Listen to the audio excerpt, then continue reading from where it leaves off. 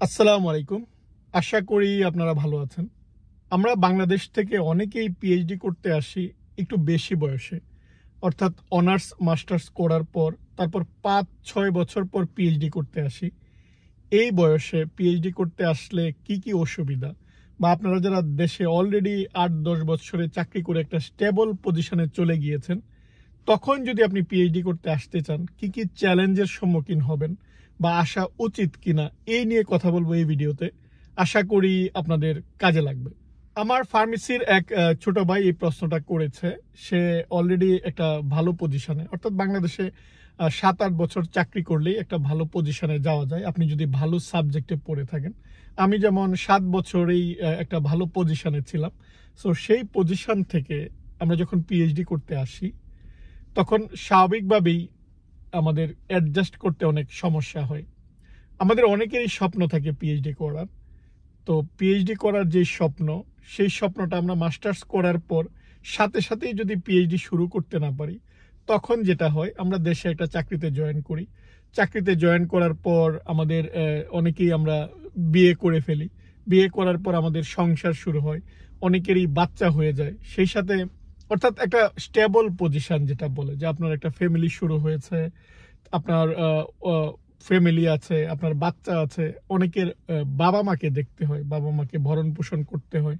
অনেকের দেখা যায় যে বাবা মার একটা খরচ চালাতে হয়। সো এই যে একটা স্টেবল পজিশন, আপনার একটা কেরিয়ার, অর্থাৎ দেশে যখনই আপনি চাকরি করে ফেলেছেন ৭-৮ বছর, তার মানে আপনি একটা কেরিয়ারের হয় মিডল পজিশনে আছেন, না হয় যেই পজিশনে আছেন সেটা একটা দেশের সম্মানজনক পজিশন।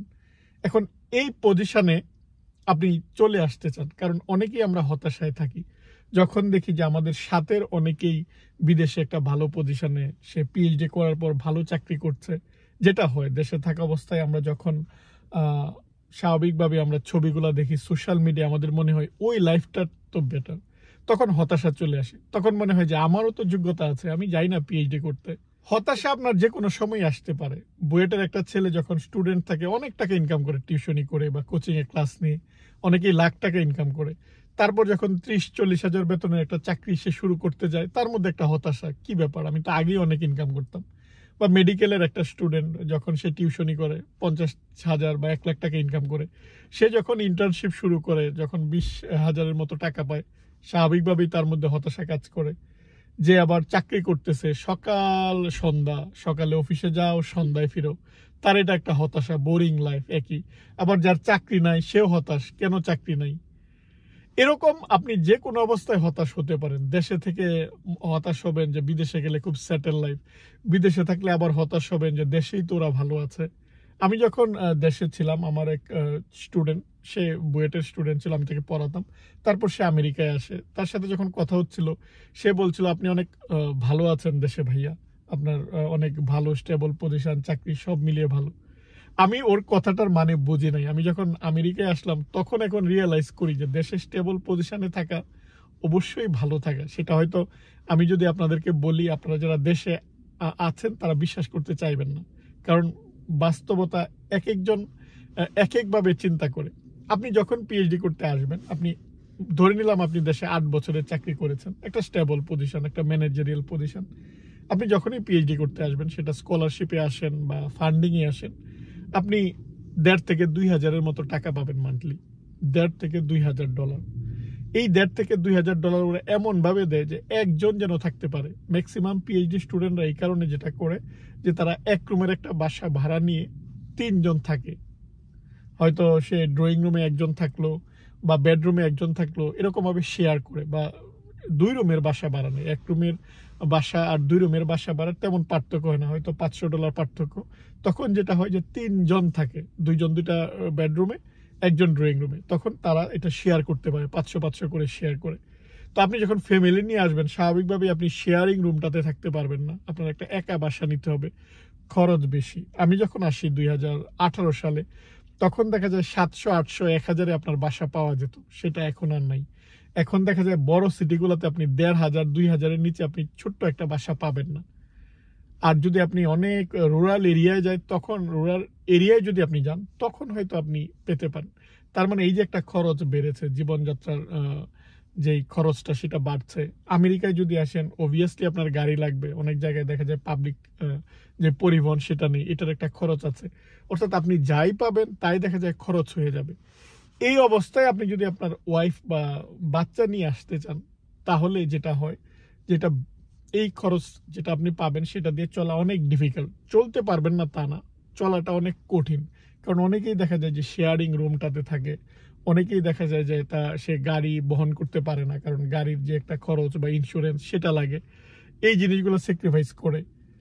এখন যে হয়তো ব্যাচেলর অবস্থায় আসলো তার হিসাব আলাদা, সে বাংলাদেশে কোনো চাকরি করে নাই, হঠাৎ করে এখানে এসে সে যখন $1,500 পাবে, এটা অনেক টাকা তার জন্য।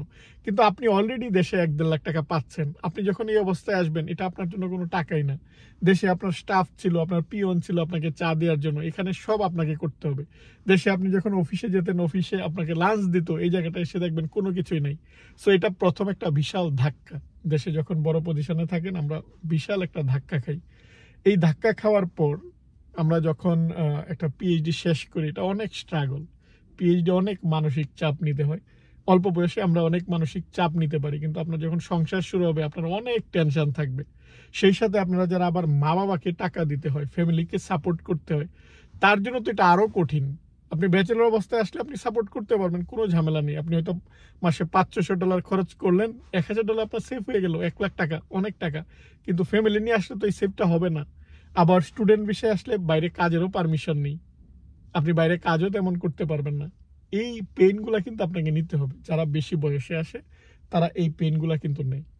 তো বেশি বয়সে আসার একটা সলিউশন হচ্ছে আমেরিকায় সরাসরি পিএইচডি করতে না এসে জাপান, কোরিয়া বা ইউরোপ থেকে তাড়াতাড়ি একটা পিএইচডি করে আপনি এই জায়গায় পোস্টডকের জন্য যদি আসেন, পোস্ট ডক্টরাল রিসার্চের জন্য আসেন, তাহলে যেটা হয় যে আপনার টাকাটা একটু বেশি হয়। আপনি খুব স্মুথলি চলতে পারবেন ফ্যামিলি সহ, আপনি দেশেও টাকা পাঠাতে পারবেন, কোনো সমস্যাই না। সো পোস্টডক এটা একটা সলিউশন দেয়। কিন্তু আপনি যখন পোস্টডকে আসবেন, তো পোস্ট ডক্টরাল যেই ভিসাগুলো ওরা আমাদেরকে অ্যালাউ করে, সেটা দেখা যায় আবার চাকরিতে আমরা সুইচ করতে পারি না। অনেক দিন পোস্ট ডক্টরাল গবেষণায় থেকে ওয়ার্ক পারমিট নিয়ে তারপর চাকরিতে সুইচ করতে হয়, এটা আবার আরেক ঝামেলা। কিন্তু আপনি যখন পিএইচডি করতে আসেন, তো পিএইচডি করতে আসার পরই আপনি পাশ করার পর ওয়ার্ক পারমিট পাবেন। ওয়ার্ক পারমিট পাওয়ার পর আপনি ভালো চাকরি এই জায়গাটা পেয়ে যাবেন। এই কষ্টটা অনেকেই নেয়, নেওয়ার পর সে জানে যে সে ভালো চাকরি করবে। কিন্তু ইদারিং যেটা হয়েছে, এই যে আমেরিকায় কেন লোকজন ট্রাম্পের মতো লোককে ভোট দিল, কারণ অনেক চাকরি কমে গিয়েছে। এই জায়গাটায় এই খরচ এত বাড়ার কারণে, চাকরি অনেক কমার কারণে দেখা যায় যে লোকজন বাধ্য হয়েই যে ট্রাম্পের উপর ভরসা করেছে যে ট্রাম্প হয়তো বাইরে থেকে লুকানা বন্ধ করবে, বাইরে থেকে লুকানা বন্ধ করলে ইন্টারনাল যে চাকরি সেই জিনিসগুলো বাড়বে। কারণ আপনি যখনই বেশি বয়সে আসছেন, আমি ধরে নিলাম যে আপনার 30-35 বছর বয়সে আপনি পিএইচডি শুরু করতে চাচ্ছেন, আসলেন, শেষ করতে করতে আপনার 40 হয়ে গেল।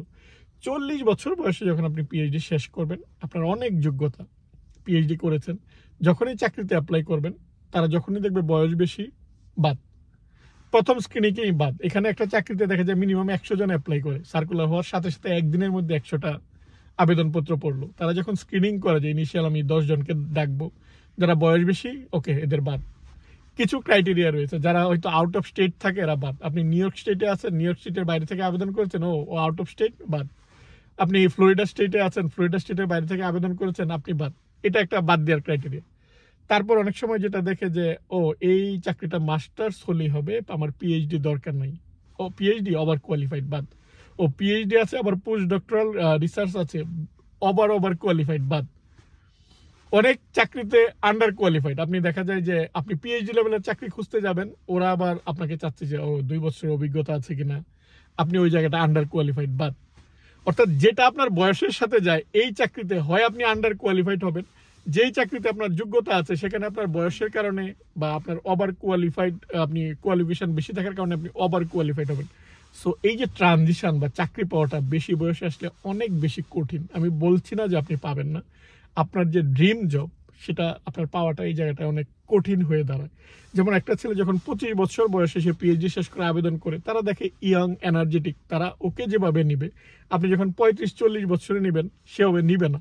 কারণ আমেরিকায় 10 বছর চাকরি মানে অনেক চাকরি, 10 বছর পরে অনেকে রিটায়ারমেন্টে চলে যায়, 10 বছর পরে অনেকে ডিরেক্টর, মানে অনেক ভালো ভালো পজিশন। আপনি যখন 8-10 বছর দেশেই পার করে আসছেন, আপনি হয়তো ভাবছেন দেশের আমার এই অভিজ্ঞতাটা তো যোগ হবে না, আপনি দেশে যা রেখে আসছেন জিরো। মনে করতে হবে আপনি শূন্য থেকে এই জায়গাটা শুরু করেছেন। অনেক সময় আমাদের ওই ডিগ্রিরও কোনো মূল্যায়ন করে না। আমেরিকায় চাকরি পাওয়ার জন্য আপনার 3টা জিনিস দরকার। 1 আমেরিকান ডিগ্রি, 2 হচ্ছে যে আপনার আমেরিকান পাসপোর্ট, এই জায়গাটায় আপনার আমেরিকান নাগরিকত্ব আছে কিনা। তো আমরা সাধারণত যে গ্রিন কার্ড পাওয়ার পর অনেক সময় ভালো এই চাকরিটা পাই, অনেক চাকরি নাগরিকত্ব ছাড়া পাওয়া যায় না, কিন্তু গ্রিন কার্ড থাকলে আপনি অন্তত আবেদন করতে পারবেন অনেক চাকরিতে। 3 নাম্বার যেটা দরকার অভিজ্ঞতা। 3টা জিনিস হলে আপনি আমেরিকায় ভালো চাকরি পাবেন। তো আমরা যারা নতুন অবস্থায় আসি, এক হচ্ছে আমাদের আমেরিকান পাসপোর্ট নাই, আমরা বাদ। যাদের অভিজ্ঞতা নাই তারা বাদ। যাদের আবার আমেরিকান ডিগ্রি থাকে না তারা আবার বাদ। সো বুঝতেই পারছেন যে আমেরিকায় অনেকে ইমিগ্রেন্ট হয়ে আসার পর দেশে অনেক ভালো পজিশনে ছিল, কিন্তু ইমিগ্রেন্ট হয়ে আসার পর তারা এই প্রবলেমটাই কিন্তু পড়ে। সো আপনি যখন এই বয়সে পিএইচডি শুরু করবেন, পিএইচডি শুরু করার পর এই প্রবলেমগুলো ফেস করতে হবে। ফিনান্সিয়াল একটা ক্রাইসিস, মেন্টাল একটা ক্রাইসিস, পাশ করার পর জবে দেখবেন যে আপনার যারা 10 বছর জুনিয়র ছিল তার সাথে গিয়ে আপনার জয়েন করতে হচ্ছে, বা আপনি যাদেরকে দেখেছেন যে অনেক ছোট তারা হয়তো ডিরেক্টর, আপনি হয়তো নিচে জয়েন করতে যাচ্ছেন। স্বাভাবিকভাবেই এটা একটা ব্যালেন্স নষ্ট হয়, তারা নিতে চায়। কয়েকটা এক্সাম্পল দিলাম। এই প্রবলেমগুলো আপনাকে ফেস করতে হবে। এই প্রবলেমগুলো ফেস করার সময় আপনার কোনো সাপোর্ট দরকার। যদি আপনাদের মনে হয় যে আপনি এটা ফেস করতে পারবেন, যদি মনে হয় আপনার স্টেবল কেরিয়ার ছেড়ে আপনি এই জায়গায় আবার নতুনভাবে শূন্য থেকে শুরু করবেন, সেটা করা সম্ভব, তাহলেই আপনি শুরু করেন, তাহলেই আপনার আসা উচিত। আমি বলছি না যে আপনি আসবেন না, কিন্তু মেন্টালি প্রিপেয়ার্ড হয়ে আসেন যে এই স্ট্রাগলটা আমার রয়েছে, আমার আবার শূন্য থেকে শুরু করতে হবে। যেটা আমি অলরেডি 10 বছর পার করেছি সেটা বাদ দিয়ে আমার আবার 25 বছরের যে স্ট্রাগল, সেই স্ট্রাগলটা আমি শুরু করব। এটা যদি করতে পারেন তাহলে অবশ্যই আপনারা আসুন, এবং অবশ্যই আমি আসার জন্য এনকারেজ করব, কিন্তু আসলে এই প্রবলেমগুলো আপনাকে ফেস করতে হবে। আশা করি আপনারা যারা এই প্রশ্নগুলো করেন আপনারা উত্তরটা পেয়েছেন। আজ এ পর্যন্তই। আপনারা ভালো থাকবেন। আল্লাহ হাফিজ।